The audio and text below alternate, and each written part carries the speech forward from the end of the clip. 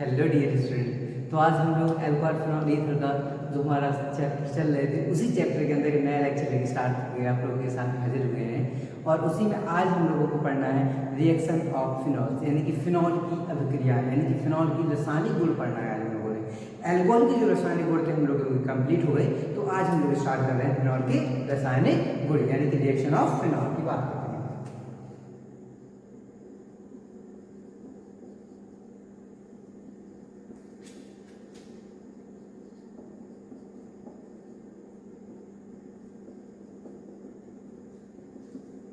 तो chemical property of phenol हम लोग स्टार्ट कर रहे हैं, ठीक है। अच्छा, केमिकल प्रॉपर्टी ऑफ फिनॉल में स्टार्ट करके तो एक सबसे पहले क्या होता है, एक रिएक्शन अलग है, बाकी हमारी सेम रिएक्शन को उनको समझते हैं।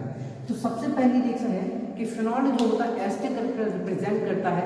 तो मैंने आप लोगों को बताया था किस प्रकार से फिनॉल का हम लोग एस्टिक करेक्टर को मतलब डिफाइन करते हैं, ठीक है। तो उसी में एक रिएक्शन हम लोगों ने वहाँ पढ़ी थी, एल्कोहल की रिएक्शन पर पढ़ी थी ना मेटल के साथ में। तो वही चीज़ हम क्या करते हैं यहाँ पे भी पढ़ते हैं, फिनॉल की रिएक्शन भी मेटल के साथ में पढ़ेंगे। तो यहाँ पे रिएक्शन विद मेटल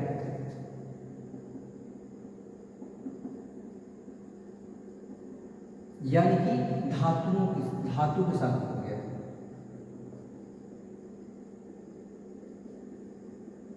तो क्या करा रहे हैं हम लोग, धातु के साथ क्रिया कराते हैं। इसमें देखो जो धातु के साथ क्रिया कराते हैं अगर इसकी बात करते हैं हम लोग, तो देखो क्या होता है एक्चुअली, हमारा फिनॉल है,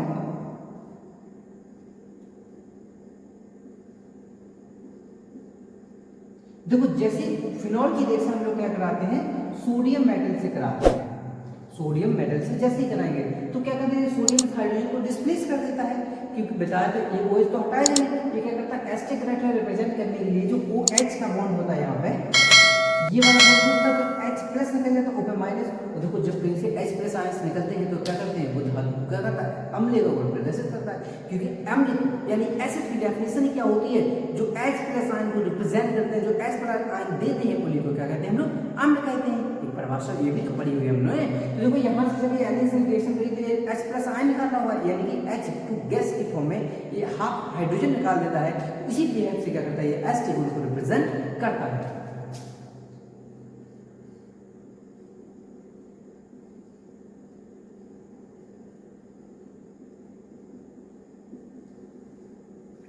तो देखो एक्चुअली क्या बना हमारा, ये फिनॉल था, फिनॉल से कौन हाइड्रोजन के क्या लग गया, सोडियम लग गया, तो इसका नाम क्या हो जाता है, सोडियम फिनॉक्साइड। हमने देखा था ना हेलोएल्केन एंड हेलोइन वाले चैप्टर में, इसका नाम क्या है, सोडियम फिनॉक्साइड।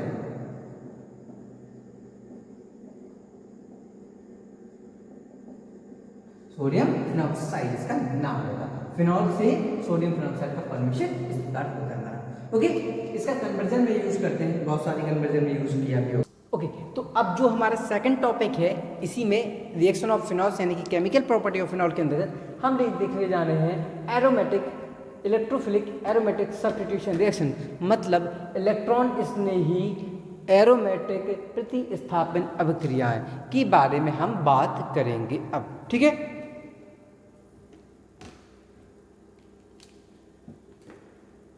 ओके चलो, तो सबसे पहले देखो जब भी हम लोग इलेक्ट्रोफिलिक यानी कि इलेक्ट्रॉन स्नेही की बात करते हैं, इलेक्ट्रॉन स्नेही अभिक्रियाओं की बात करते हैं एरोमेटिक कंपाउंड में, तो गिनी चुनी रिएक्शन तो हमें हर बार पढ़नी ही पढ़नी है। कौन कौन सी, नाइट्रेशन, सल्फोनेशन, हैलोजनेशन, ये 3 रिएक्शन हमें हर जगह ही पढ़नी है। तो पहले इन्हीं रिएक्शन की हम बात करते हैं। तो सबसे पहले बात करते हैं नाइट्रीकरण यानी कि नाइट्रेशन रिएक्शन।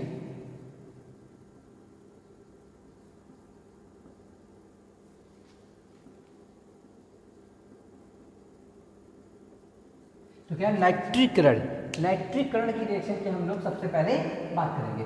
एक्चुअली फिनॉल की जब नाइट्रीकरण कराते हैं तो पहले ही समझ लेते हैं कि फिनॉल किस प्रकार की डायरेक्टिंग ग्रुप होता है। तो याद हो, अगर मैंने कुछ बताया तो तुम लोगों को, अगर याद नहीं है तो मैं जल्दी इस पर लेक्चर एक आप लोग के लिए अपलोड कर रहा हूँ, ठीक है। ये क्या हमारा फिनॉल, मैंने क्या बोला था कि जो बेंजीन रिंग से डायरेक्टली अटैच होगा उसको मानो X, और जो अनदर है इसको मानो Y। तो X वाली की अगर इलेक्ट्रोनेगेटिविटी ज़्यादा तो ऑर्थोपैरा, और Y वाली की ज़्यादा तो मेटलरेक्टिव। तो देखो इसमें क्या है, X की ज़्यादा है ना, X ऑक्सीजन है ना, FON ज़्यादा होता है, तो ये क्या होगा हमारा एरोमेटिक सब्स्टिट्यूशन रिएक्शन जो है ये हमारी किस प्रकार की सब्स्टिट्यूशन रिएक्शन देगा, ये ऑर्थोपैरा डायरेक्टिंग ग्रुप की तरह काम करता है, ठीक है। मैंने लोग को तुम तक बताया है, मैं इस पर जल्दी लेक्चर तुम लोग को देने जा रहा हूँ, ठीक है, टेंशन ना लो, कल ही दे दूंगा। Okay done wait. ओके, तो क्या है हमारा नाइट्रीकरण। तो नाइट्रीकरण में क्या होता है एक्चुअली, फिनॉल की रिएक्शन हमारी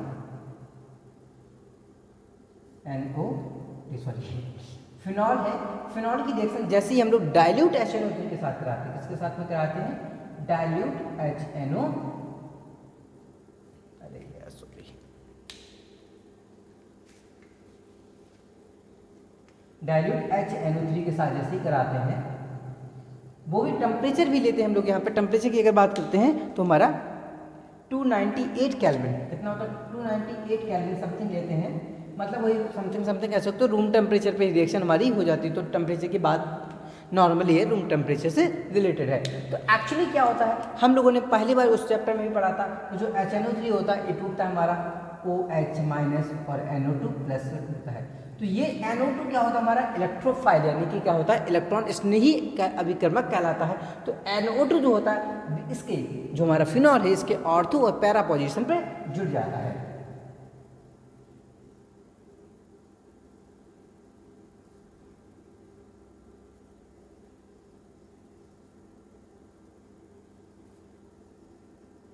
तो एक बार जुड़ेगा NO2 ऑर्थो पे, एक बार क्या जुड़ेगा हमारा पैरा पे जुड़ेगा। मैंने ये भी बताया था, जब भी कहीं ऑर्थो पैरा डायरेक्टिंग ग्रुप होगी तो हमेशा पैरा वाला जो उत्पाद होता है, पैरा वाला जो प्रोडक्ट होता है, वो हमेशा मेजर होता है ना, तो इसको लिखेंगे मेजर वाला है, ये माइनर है। ये तो नाम हो गए, ये तो वो बात हो गई, कितना बना कम बना है ज़्यादा, नाम क्या है इनके, तो इसका नाम हो जाएगा ऑर्थो नाइट्रोफिनॉल, इसका नाम हो जाएगा पैरा नाइट्रोफिनॉल, इसके नाम हो जाते हैं, ठीक है। तो ऑर्थो नाइट्रो और फिनॉल, इसका नाम पैरा नाइट्रोफिनॉल, इसका क्या है नाम होता है, किससे बना है, फिनॉल। एक्चुअली फिनॉल एक और रिएक्शन देता है जो कि बहुत इंपॉर्टेंट रिएक्शन होती है। वो कब देता है, अगर मैं फिनॉल की ही रिएक्शन, अगर मैं कहूँ फिनॉल की रिएक्शन अब की बार डाइल्यूट HNO की तरह की जगह कंसंट्रेशन HNO3 को ले लो, किसको लूँ, कंसंट्रेशन यानी कि सांद्र सल्फ्यूरिक एसिड को लूँ, और वो भी सांद्र नाइट्रिक अम्ल को लूँ, किसको लेना है, सांद्र नाइट्रिक अम्ल यानी कि HNO3 को लूँ। लेकिन मैं अगर सांद्र नाइट्रिक अम्ल के साथ में उपस्थिति ले लूँ कंसंट्रेशन HNO3 यानी कि सांद्र सल्फ्यूरिक एसिड प्लस और साथ में सांद्र सल्फ्यूरिक अम्ल H2SO4, जब मैं दोनों की प्रेजेंस लेता हूँ उस कंडीशन में, और वही टेम्परेचर रूम टेम्परेचर पर रहेगा, तो इस कंडीशन पे क्या हो जाए, यहाँ पे ये बन जाता है हमारा पिक्रिक एसिड का फॉर्मेशन कर लेता है, ठीक है। तो देखो, तो कंसंट्रेशन HNO3 और कंसंट्रेशन H2SO4 जैसे मिलते हैं तो क्या बनाता है हमारा पिक्रिक एसिड का फॉर्मेशन कर देता है। पिक्रिक एसिड हम लोग पहले चैप्टर में भी बनाए थे, यानी कि हेलो एल्केन वाले में भी बनाए थे। इसमें क्या होता है, ऑर्थो पैरा पे क्या होता है, सारे NO2 जुड़ जाते हैं, तो यहाँ पर भी यहाँ पर भी तीनों जुड़े। अब इसका नाम क्या हो जाएगा, देखो IUPAC नाम भी समझते हैं ना, 1 2 3 4 5 6, ओके। तो क्या होगा इसमें, देखो 2 पे नाइट्रो, 4 पे नाइट्रो, 6 पे नाइट्रो, तो बोलते हैं 2 4 6 ट्राई नाइट्रोफिनॉल, ये क्या होगा इसका नाम होता है। और इसी का दूसरा नाम क्या, पिक्रिक एसिड, इसको क्या कहते हैं हम लोग, पिक्रिक एसिड के नाम से भी जानते हैं इसको। तो ये कन्वर्जन में बहुत आता है पेपर में, how to convert phenol to picric acid. कुछ नहीं करना है, केवल कंसंट्रेशन HNO3 कंसंट्रेशन H2SO4 लेना होता है और पिक्रिक एसिड बन जाता है। क्या, सांद्र नाइट्रिक अम्ल और सांद्र सल्फ्यूरिक अम्ल की उपस्थिति में फिनॉल की अभिक्रिया कराते हैं तो पिक्रिक अम्ल का निर्माण हो जाता है। ये बहुत इंपॉर्टेंट रिएक्शन है 12th बोर्ड में, हर एक बोर्ड के लिए, हर एक स्टेट बोर्ड के लिए बहुत इंपॉर्टेंट, मोस्ट इंपॉर्टेंट, इसको डाल के रख सकते हो अपनी कॉपी में, ओके। चलो अब हम लोग बात करते हैं नेक्स्ट रिएक्शन की, जो कि हमारी है हैलोजनेशन रिएक्शन। ये थी नाइट्रीकरण, अब बात करेंगे हम लोग हैलोजनीकरण की बात करेंगे, ठीक है।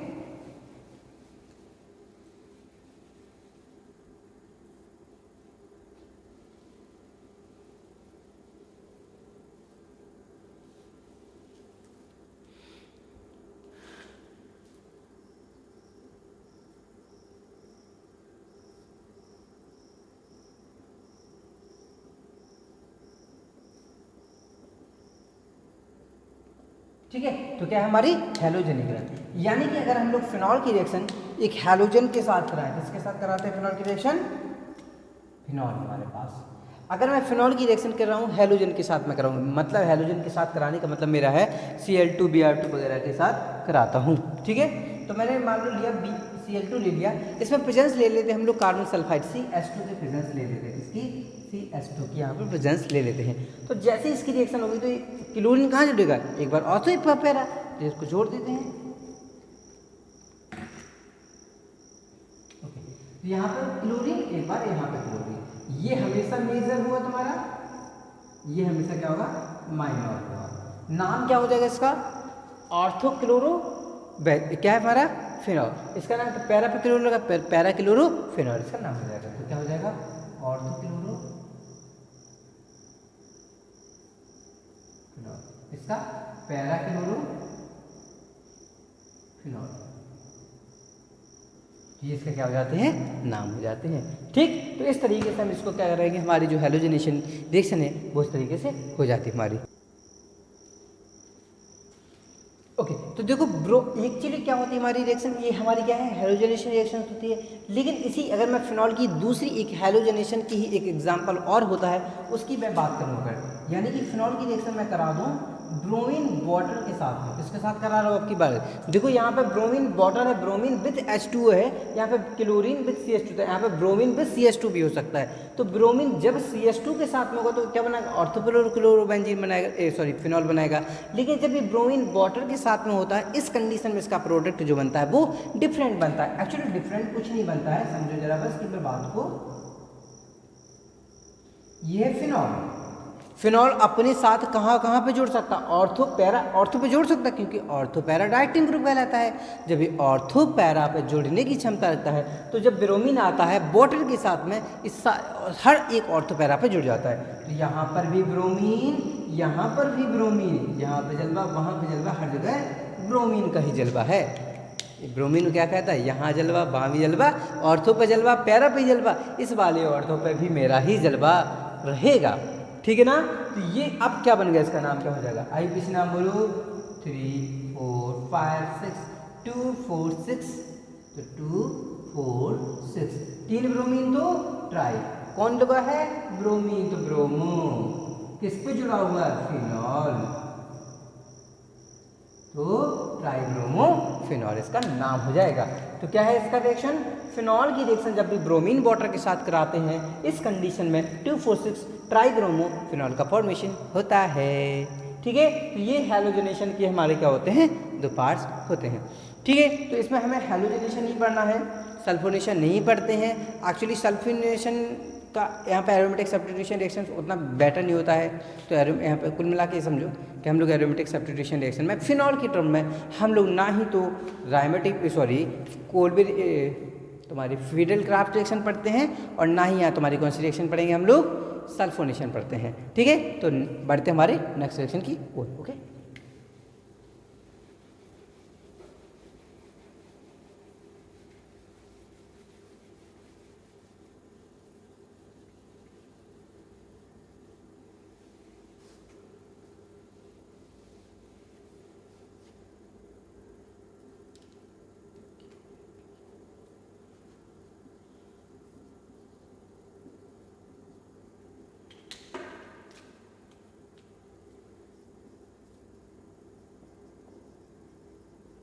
यहाँ लिख दिया मैंने, मोस्ट इंपॉर्टेंट रिएक्शन है कोल्बी रिएक्शन, भूल मत जाना कोई। ठीक है ना? और हाँ, एक चीज़ तो भूल ही जाते हो तुम लोग, वीडियो को लाइक ही नहीं करते हो, वीडियो को लाइक भी किया करो। ओके, चलो, तो हम लोग बात करने जा रहे थे इसकी कोल्बी रिएक्शन की बात करते हैं। तो एक्चुअली कोल्बी रिएक्शन में क्या कहता है, चाहे एक स्टेप में समझो चाहे 2 स्टेप में समझो इसको।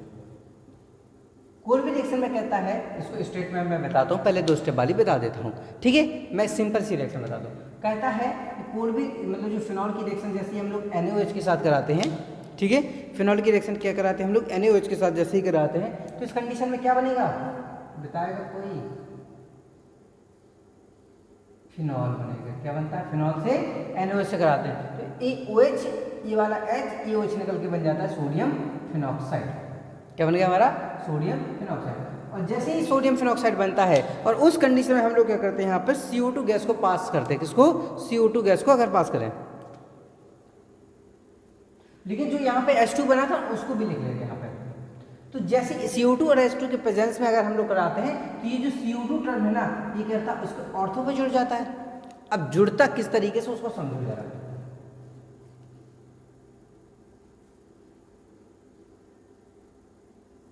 अभी मैं ONA लिख रहा हूँ, ये H2 के प्रेजेंस में ये यहाँ पे क्या आ जाता है, H आ जाता है, तो फिर से हमारा क्या हो जाता है, OH ही वहाँ पर हो जाता है, हमें देखने को OH ही मिलेगा। ठीक है, चलो तो यहाँ पे तो क्या कर दिया मैंने, H की N की जगह कौन आ गया, H।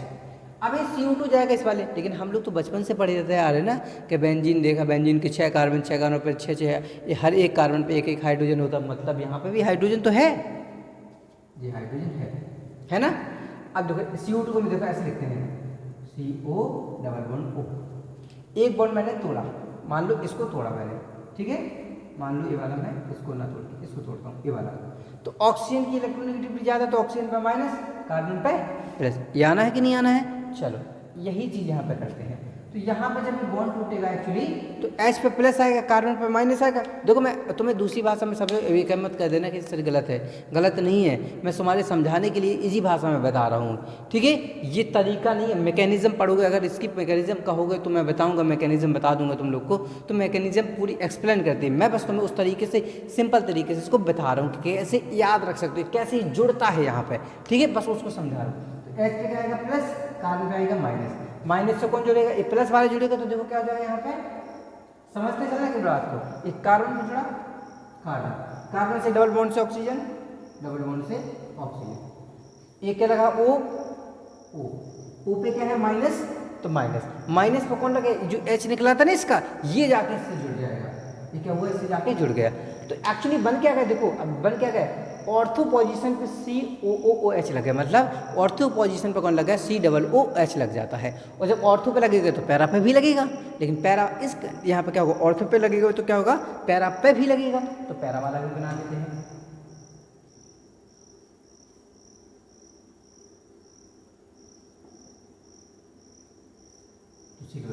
लेकिन इसका नाम होता है हमारा सैलिसिलिक एसिड, इसका नाम क्या हमारा, सैलिसिलिक एसिड, साइक्लिक एसिड भी कहते हैं, सैलिसिलिक एसिड भी पढ़ते हैं, पढ़ने का तरीका होता है, लेकिन सैलिसाइलिक एसिड या फिर सैलिसिलिक दोनों ही क्या उसके नाम सही होते हैं। इस वाले का इसका नाम क्या होता है, ऑब्वियसली देंगे, क्या देंगे, पैरा हाइड्रोक्सी बेंजोइक एसिड, इसका मैं इसका नाम लिख देता हूँ, ये क्या रखना, पैरा हाइड्रोक्सी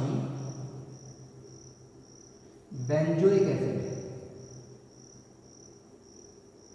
एक्चुअली क्या है, OH और जब COOH होता है ना, तो COOH की ज़्यादा पावर होती है, तो COOH के अकॉर्डिंगली नेमिंग होगी, तो इसी वजह से क्या हो जाएगा, बेंजोइक एसिड का नाम पड़ जाएगा, इसका सैलिसाइलिक एसिड। अब लेकिन यहाँ पे मेरी थ्योरी फेल हो जाएगी, फेल क्यों हो रही, क्योंकि अभी तक तो यही पढ़ते हैं ना, पैरा वाला प्रोडक्ट मेजर होता है, जो हमारा पैरा पे लगा होता है उसका उत्पाद अधिक बनता है, लेकिन यहाँ पर नहीं होता है, यहाँ पर आर्थो वाला ज़्यादा होता है, तो याद रखना है इसमें, ये होगा मेजर रीजन, समझो क्यों मेजर है।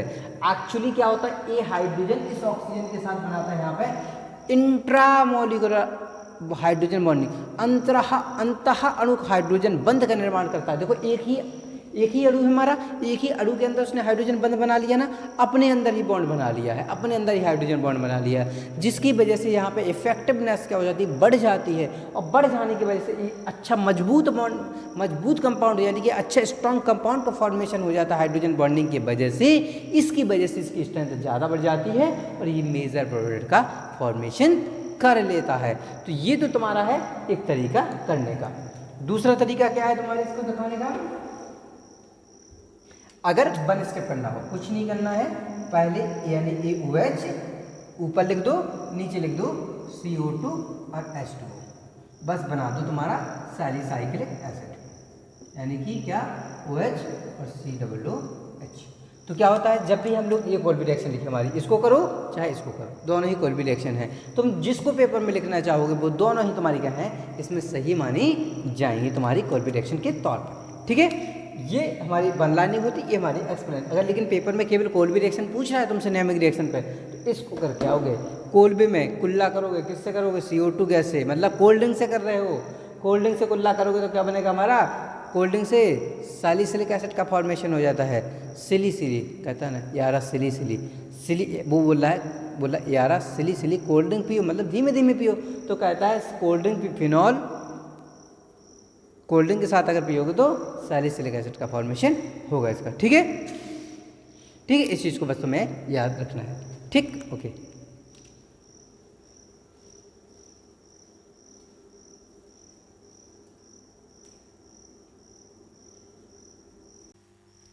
तो देखो आज हम लोगों ने क्या कोल्बी रिएक्शन देख ली है।